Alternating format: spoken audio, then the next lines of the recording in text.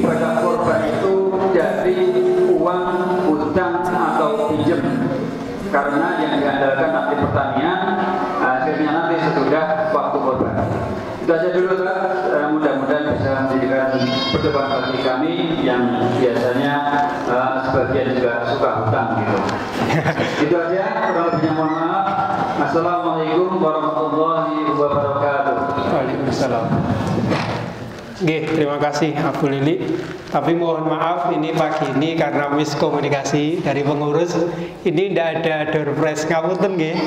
Semuanya nanti yang bertanya pagi ini tidak ada door prize kecuali door prize sarapan ngoten nggih.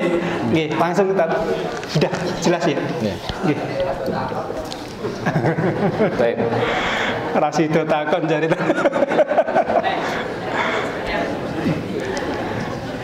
Doorprize-nya diambil kepada Pak Ustadz Keli.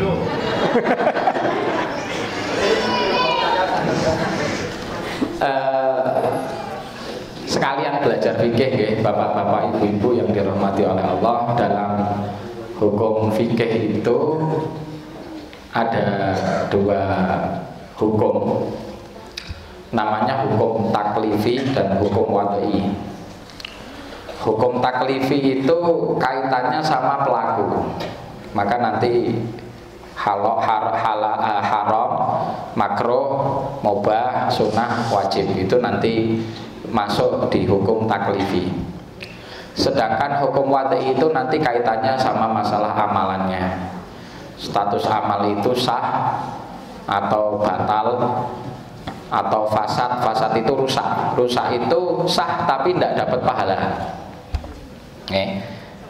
Sah tapi tidak dapat pahala. Lu onten toh Pak Ustadz, onten. Kadang kita beramal satu amalan, amalannya sah. Artinya sah itu apa? Nggak perlu ngulang, nggak butuh diqadha, istilahnya seperti itu, karena sudah sah.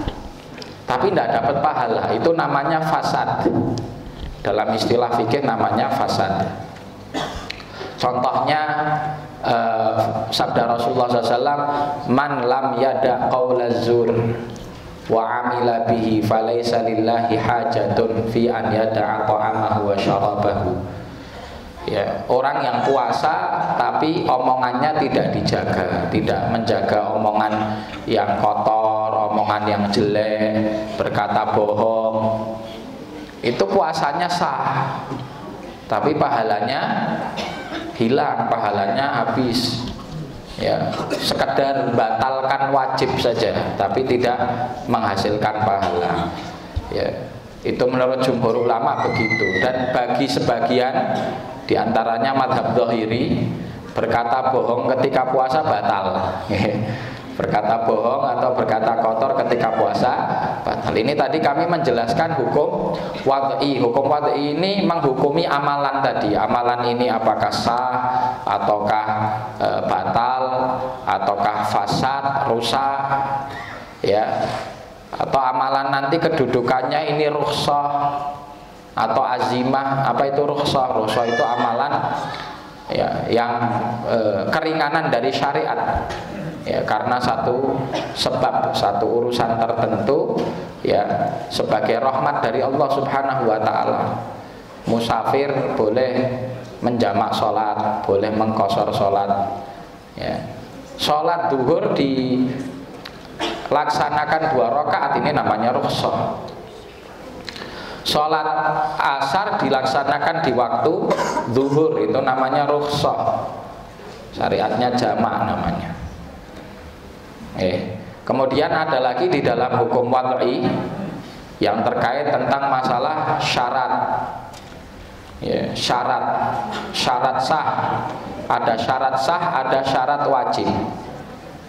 Syarat sah itu adalah seandainya amalan itu dipenuhi syaratnya, maka dia dianggap sah. Contohnya syarat sahnya sholat. 1, nutup aurat, kan gitu. Menghadap kiblat, bersuci atau taharah, suci dari hadas dan najis. Ya, hadas kecil, hadas besar, najis yang ada di badan, pakaian atau tempat. Ini saya kasih mukadimah dulu biar istilah-istilah di fikih kita nanti ngerti ya. Ya, jadi syarat sah sholat. Apalagi syarat sahnya sholat masuk waktu. Jadi kalau kita sholat duhur kok sekarang tidak sah, karena syaratnya belum terpenuhi. Ya, harus nanti masuk waktu duhur. Kemudian selain syarat sah ada namanya syaratul wujub, syarat wajib. Ya, syarat wajibnya sholat muslim, akil, balik. Kapan sholat itu wajib? Atau kepada siapa sholat itu wajib?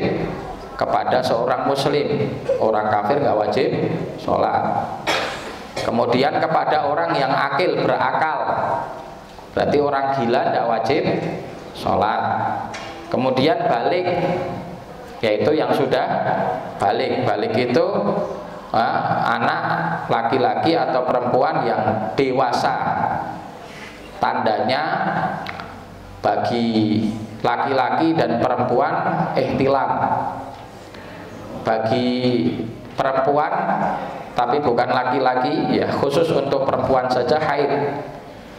Seandainya dua tanda tadi tidak ada pada keduanya, maka maksimal umur 15 tahun.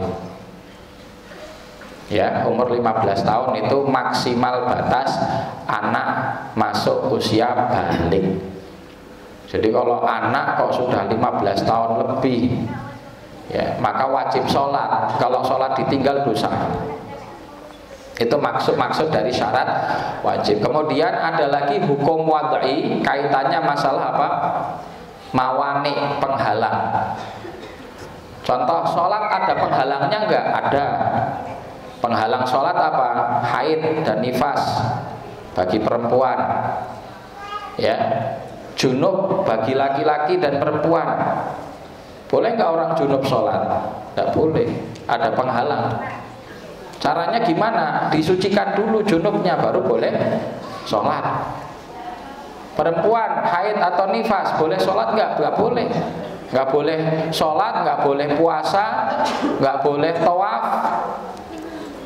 Tawaf di Masjidil Haram nggak boleh perempuan dalam posisi apa? Dalam posisi haid atau nifas. Maka harus disucikan dulu dari haid dan nifas. Dia suci, kemudian mandi.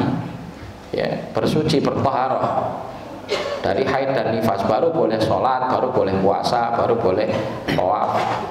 Itu namanya penghalang. Nah ini perlu kita ketahui tentang masalah hukum. Yang ditanyakan tadi, yang saya pahami harusnya nanti larinya kedua, hukum taklifi dan hukum wad'i. Hukum taklifi dari pelakunya. Apa hukum orang yang berkorban dengan ngutang? Kan gitu. Kan gitu nggih? Berarti hukumnya apa nih? Orang mau korban kok ngutang. Nanti ranahnya antara mubah, makruh, sunnah, wajib atau haram. Sedangkan hukum korbannya, nah ini nantinya hukum wad'i, sah atau batal atau fasad, kan rusak begitu ya. Nah ini yang ditanyakan. Maka kami jawab bismillahirrahmanirrahim. Untuk korban dengan berhutang bagi pelakunya, ya bagi pelakunya, maka hukumnya bagi sebagian ulama makruh. Kenapa makruh?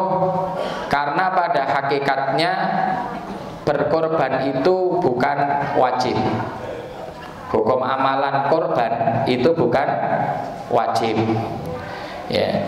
Jangan sampai kita mengejar sesuatu yang bukan wajib, yaitu sunnah, justru berpotensi memasukkan kita kepada hal-hal yang dilarang oleh Allah.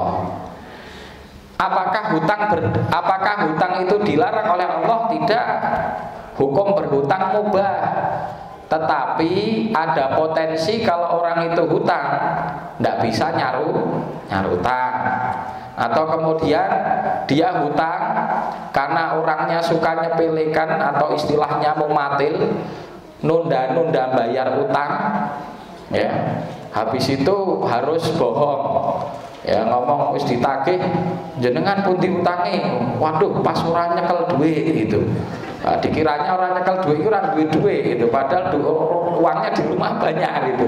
Memang waktu ditagih nggak pegang duit. Nah, ini kadang kan ada yang gitu strateginya, gitu. Nah, ini yang seperti ini berpotensi akhirnya daripada kita punya tanggungan kepada orang untuk sesuatu perkara yang sebetulnya sunnah, maka lebih baik ditinggalkan. Nah, sedangkan sebagian lain memubahkan dari para ulama dengan catatan satu, orangnya bukan tipikal yang nyepelekan utang. Jadi orangnya ini insya Allah amanah, tepat waktu bayar utang, gitu, okay? Yang kedua, ghalabatul dzan, punya prasangka yang besar bahwa insya Allah hutangnya bisa dilunasi dengan harta, potensi harta kekayaannya atau asetnya. Jangan sampai orang tidak punya apa-apa, fakir miskin, tidak punya apa-apa, tidak punya duit, tidak punya aset. Meskipun orangnya amanah, tapi hutang lah, duitnya mau nyaur dari mana? Kan ngoten, sudah hutang, habis itu bingung nyaur, ya.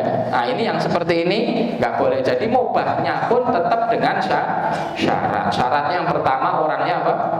Amanah. Yang kedua syaratnya adalah ghalabatul dzan, dia punya kemampuan untuk bayar. Kalau tadi yang ditanyakan sumpamane mau panen bentar lagi gitu. Ya, namanya panen itu sebetulnya antara modalnya berkurang atau modalnya balik pokokan atau untung. Nah, gitu. Saya tidak ngomong rugi, modalnya berkurang, tapi masih ada duitnya, biasanya kan gitu, gitu. Nah, itu bisa dibuat bayar atau aset, mungkin aslinya ya masih punya tanah banyak, masih punya aset macam-macam, punya kendaraan, punya apa, cuman uang cash tidak punya gitu. Artinya pahit-pahitin aku ra iso nyarutang, gara-gara aku korban sapi wingi tak dolke pikepku iki iso bayar gitu seumpamanya. Nah, itu tidak masalah. Tapi syaratnya tadi orangnya amanah. Dalam kondisi ini baru hukumnya mubah. Kalau tidak tadi hukumnya makruh. Oke?